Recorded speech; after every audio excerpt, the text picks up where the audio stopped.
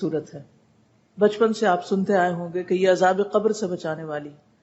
ہر انسان کے اندر عذاب قبر کا ایک خوف ہوتا ہے، اور حقیقت یہ ہے کہ یہ سورت الملک عذاب قبر سے نجات دینے والی. جب فرشتے قبر میں سوال کریں گے تو اس وقت یہ اپنے پڑھنے والے کے لیے جھگڑا کرے گی، اس کا دفاع کرے گی. اور یہ ان صورتوں میں سے ہے جنہیں ہم روزانہ پڑھتے ہیں، اور اگر روزانہ نہیں پڑھتے تو ہمیں پڑھنا چاہیے. احادیث سے بھی اس صورت کے کچھ فضائل ہمیں معلوم ہوتے ہیں.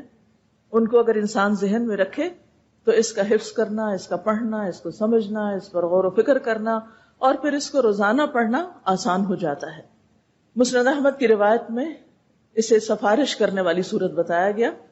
آپ صلی اللہ علیہ وسلم نے فرمایا، اللہ کی کتاب میں ایک صورت ہے جس میں صرف 30 آیات ہیں. یہ آدمی کی سفارش کرے گی یہاں تک کہ اس کو بخش دیا جائے گا، یعنی جو اسے پڑھے گا اس کے لیے یہ سفارش کرے گی. ایک اور روایت میں ہے، قرآن مجید میں ایک صورت ہے جو اپنے پڑھنے والے کی طرف سے جھگڑا کرے گی یہاں تک کہ اسے جنت میں داخل کروائے. نبی صلی اللہ علیہ وسلم نے فرمایا، بے شک 30 آیات پر مشتمل ایک صورت قرآن میں ایسی ہے جس نے ایک آدمی کے حق میں سفارش کی حتیٰ کہ اس کی بخشش ہو گئی، اور وہ صورت تبارک الذی بیدہ الملک ہے.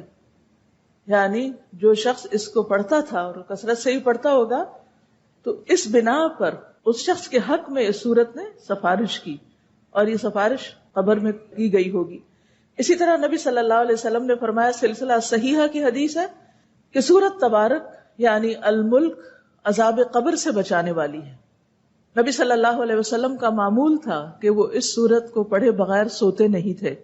سلسلہ صحیحہ کی حدیث میں آتا ہے، نبی صلی اللہ علیہ وسلم اس وقت تک نہیں سوتے تھے جب تک سورت السجدہ یعنی الف لام میم التنزیل اور تبارک الذی بیدہ الملک نہ پڑھ لیتے.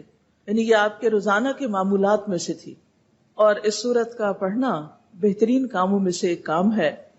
عبداللہ بن مسعود سے مروی ہے کہ جس نے ہر رات تبارک الذی بیدہ الملک پڑھی تو اللہ عز و جل اس بندے کو قبر کے عذاب سے محفوظ رکھے گا. اور رسول اللہ صلی اللہ علیہ وسلم کے زمانے میں ہم اس کو المانع کہتے تھے.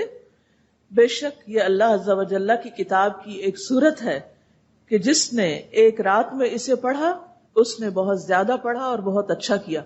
یعنی دن کے مقابلے میں بھی اس کو رات کے وقت پڑھنا، خصوصاً سونے سے پہلے پڑھ لینا. اور سونے سے پہلے ضروری نہیں کہ بستر پر لیٹ کر ہی پڑھی جائے، اس سے پہلے بھی آپ پڑھ سکتے ہیں. آپ عشاء کی نماز میں پڑھ سکتے ہیں، عشاء کی نماز کے بعد بیٹھ کے پڑھ سکتے ہیں، کیونکہ رات کا آغاز تو ہو جاتا ہے مغرب کے بعد ہی. تو بعض اوقات یہ کہ اگر بستر پہ آپ پڑھنے لگتے ہیں تو آدھی ہی پڑھی جاتی، پھر نیند آ جاتی، سو جاتے ہیں. اس وجہ سے اس کو عشاء کے بعد کسی بھی وقت آپ پڑھ سکتے ہیں.